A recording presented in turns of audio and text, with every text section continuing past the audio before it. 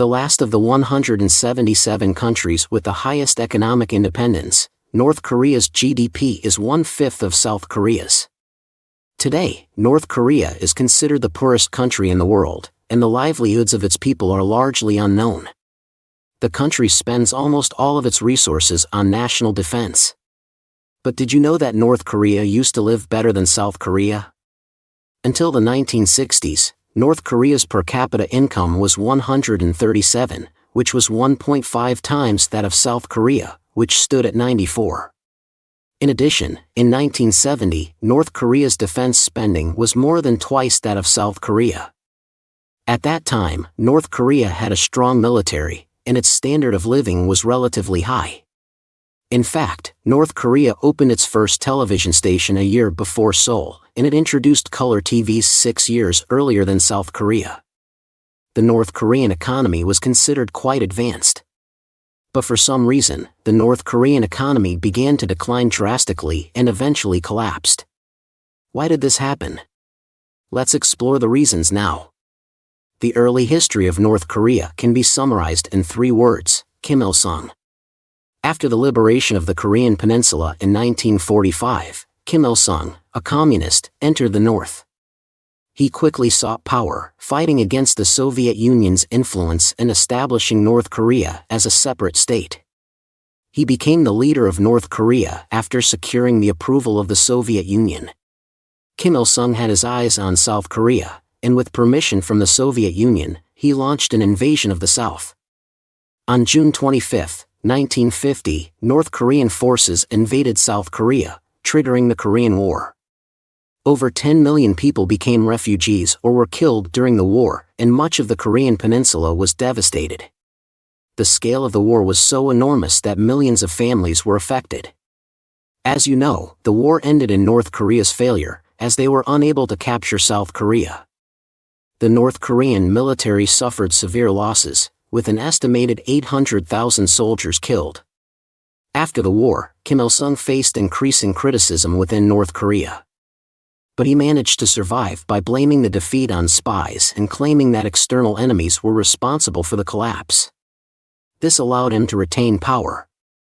After the war, Kim Il-sung turned to the Soviet Union and China, the major communist powers, for financial assistance to rebuild North Korea.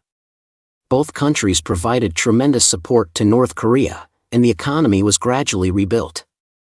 North Korea's strategic importance to the communist bloc meant it received substantial aid, and the country's output in key sectors like chemical fertilizers and cement production was far higher than that of South Korea. In fact, North Korea's industrial development in some areas was 5 times that of South Korea, and its chemical fertilizer production was 20 times higher. Meanwhile, South Korea was still struggling with poverty. For context, this is what Pyongyang looked like at the time. It might surprise some, but it was actually quite developed by comparison. North Korea seemed to have overtaken South Korea in terms of economic power and was on a promising path. Kim Il-sung was seen as a great leader who restored the country and improved the lives of the North Korean people.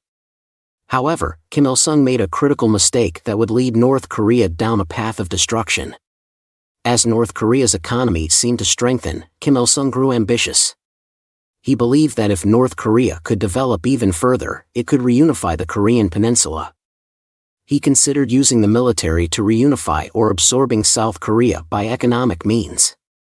His desire for rapid growth led him to implement numerous development policies at once.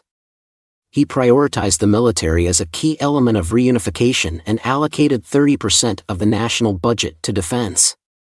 But he didn't stop there. He also ordered investments in industry, including heavy industry, light industry, and agriculture.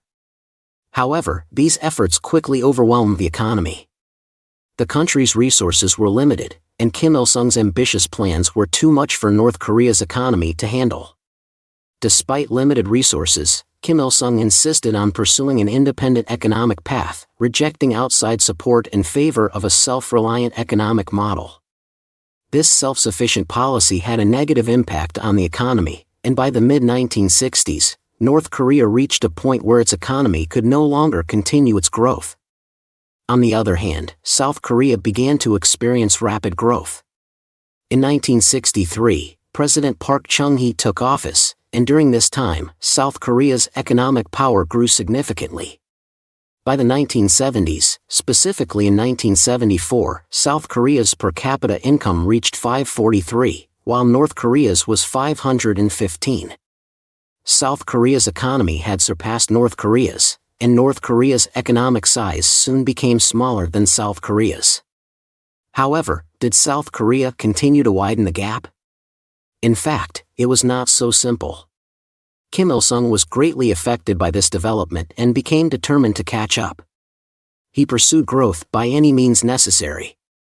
Surprised by the economic shift, Kim Il-sung hastily stopped the excessive development policies and tried to change course. However, North Korea's economy showed no signs of improvement. Faced with this desperate situation, Kim Il-sung came up with a bold plan, borrowing money from abroad. During the 1970s, Europe was undergoing an economic recovery, and European banks were eager to lend money for profit.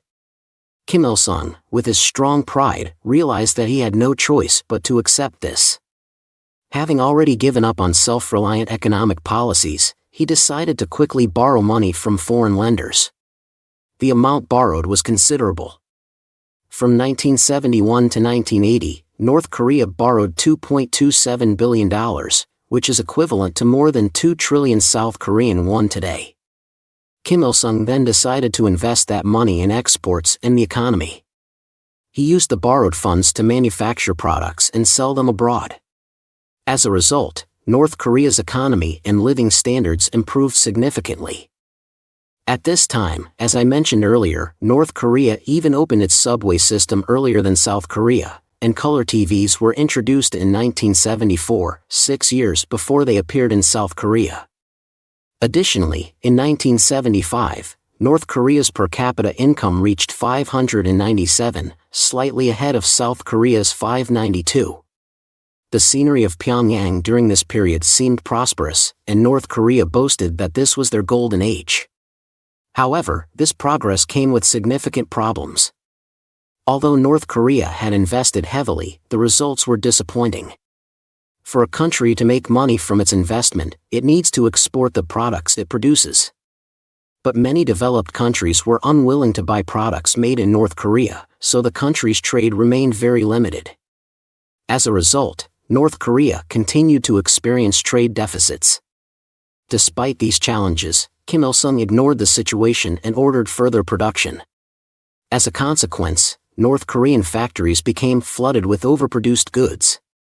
The economy began to stagnate, and in the 1970s, the economy faced additional challenges. The global oil crisis hit the world economy, and North Korea was no exception.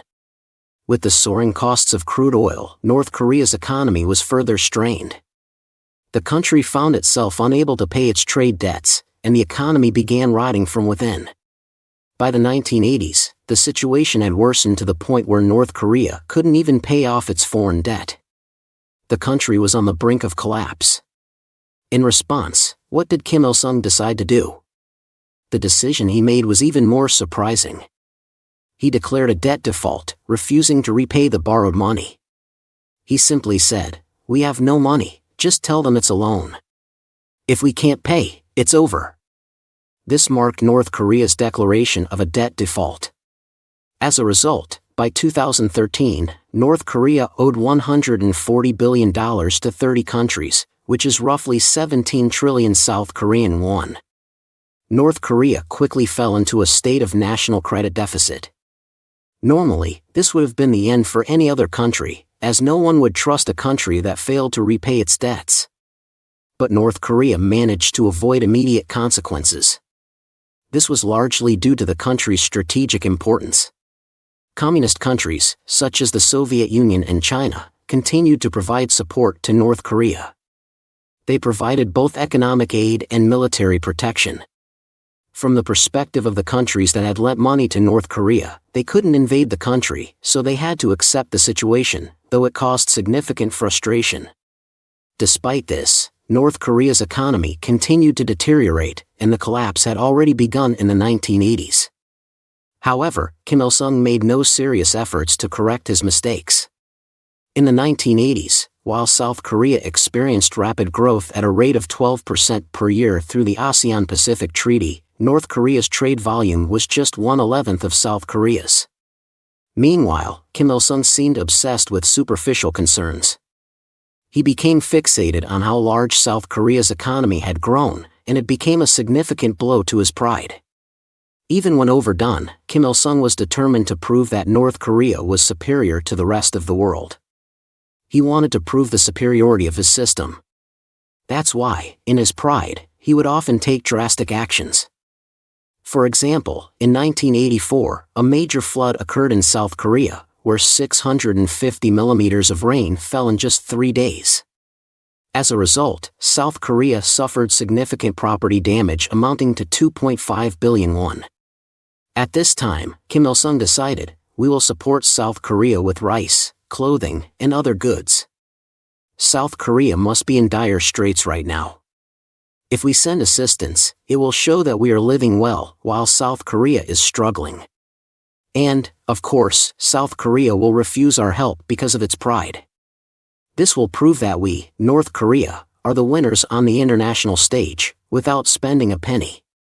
However, the situation unfolded differently than Kim Il-sung had expected. South Korea responded with gratitude, saying, "We can't believe you're going to send us 7,800 tons of rice, 500,000 meters of clothing, and 100,000 tons of cement. We won't forget your kindness. Please help us." North Korea was caught off guard, as they had anticipated refusal. However, due to their pride, they couldn't back down. In the end, Kim Il-sung reluctantly sent a large amount of aid to South Korea. The aid was not entirely from North Korea's own resources, but some of it was provided by China. But this was just the beginning of Kim Il-sung's grandiose actions. For years later, in 1988, a historic event took place in South Korea, the 1988 Seoul Olympics. The event was a huge success, and it showcased South Korea's development to the world. Of course, this was a blow to Kim Il-sung's pride. He said, "I can't lose to South Korea." So, in 1989, he decided to hold a major international event called the Pyongyang World Student Festival. Approximately 20,000 people participated in the event, which was usually held within the communist bloc. In order to show North Korea's strength, the country built a venue that could hold 150,000 people, along with an entire complex of buildings. These buildings were intended to impress the international community. However, the cost of the event was staggering. North Korea spent $6 billion, which is roughly 7.4 trillion won today. But all the buildings constructed at that time were for show. Unlike South Korea, which built Olympic venues and later profited from them, North Korea operated under a communist, planned economy. In other words, the potential profits from real estate ventures were non-existent. So, North Korea didn't make any profit from these buildings. The international community simply saw them as a display of North Korea's efforts without any substantial return. The situation worsened with another massive financial loss. At the same time, North Korea had incurred an additional $7 billion in debt from the construction of the Seohe Gate, a facility designed to control the Daedong River. The Seohe Gate was supposed to improve water resources and provide access to roads. Kim Il-sung pushed for its swift construction, but the workers, under pressure, hastily completed the project. As a result, the Seohe Gate was flawed and posed a serious risk of collapse. The restoration team was kept on constant standby because the structure was unstable and the original construction plan was faulty. After the project was completed, the flow of the river was disrupted, leading to climate changes. The fish population in the Daedong River significantly decreased, and there was even a freezing phenomenon that persisted for decades. In short, the project's results were far worse than anticipated. As a result of Kim Il-sung's reckless decisions, North Korea's economy, already in a precarious position, plunged further into crisis. By the early 1990s, the North Korean economy completely collapsed. The dissolution of the Soviet Union in 1991, which had been North Korea's main supporter, cut off the country's supply routes. The loss of its primary resources led to the collapse of the North Korean economy. From 1995 onward, North Korea was hit by a series of natural disasters, including typhoons and droughts. These further devastated the country, and North Korea was unable to provide food for its people. During the 1990s, the entire economic system of North Korea collapsed. The country's residents could not even obtain food. As a result, 330,000 people died, and the country fell into a state of crisis known as the Arduous March, March of Suffering. At this time, the average height of North Korean young men had decreased by 8.8 centimeters compared to their South Korean counterparts, reflecting the severe malnutrition. However, North Korea was not the only country facing economic turmoil. While the North Korean economy collapsed, the leadership system was also in disarray. In 1994, Kim Il-sung, who had been the country's leader for decades, passed away at the age of 82. His death caused panic among North Korea's residents, further destabilizing the country. The leadership of North Korea was inherited by Kim Jong-il, the son of Kim Il-sung. During the transfer of power, North Korea faced severe challenges: the worst economy, unstable leadership, and the collapse of the Soviet Union. All signs pointed to the eventual collapse of North Korea, and it seemed inevitable that the North Korean system would fall apart. However, as we know, North Korea did not collapse at that time. It is still surviving in the North even today. Although the North Korean economy remains in dire condition, the system itself has not collapsed. How did North Korea survive this period? The answer lies in the strategic vision of Kim Il-sung and Kim Jong-il. In situations where a country is unstable, the typical consequences might be rebellions from the population or coups within the government, leading to the fall of the regime. But none of this happened in North Korea, and this was due to Kim Il-sung's groundwork.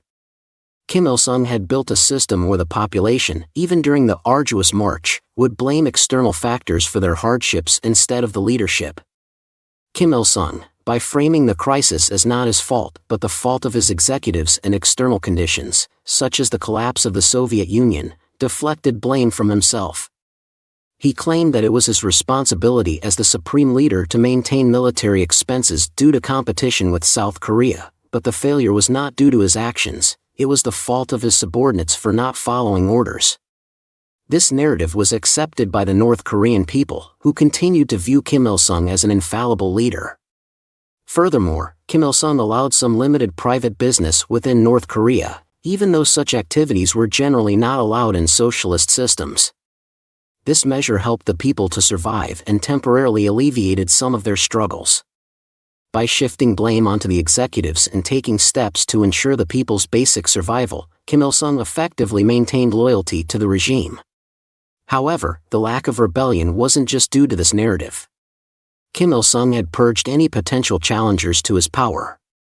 He consolidated his authority by eliminating enemies, making himself the absolute center of power. Some even compare his level of control to that of Louis XIV of France. After Kim Il-sung's death, when Kim Jong-il took power, he continued this tradition of purging rivals. One of the most notable purges under Kim Jong-il was the Simwajo case, during which 25,000 individuals were purged. Kim Jong-il also took control of the military, the core institution of power in North Korea, and implemented a military-first policy, which only strengthened his grip on power. In the face of economic collapse, North Korea's survival can be considered a success, particularly in maintaining the regime's leadership. North Korea also implemented a foreign policy strategy that, although controversial, contributed to its continued survival. North Korea's development of nuclear weapons and missile technology played a key role in strengthening its position. North Korea has accumulated a considerable stockpile of land-based ballistic missiles and is estimated to possess at least 20 nuclear warheads.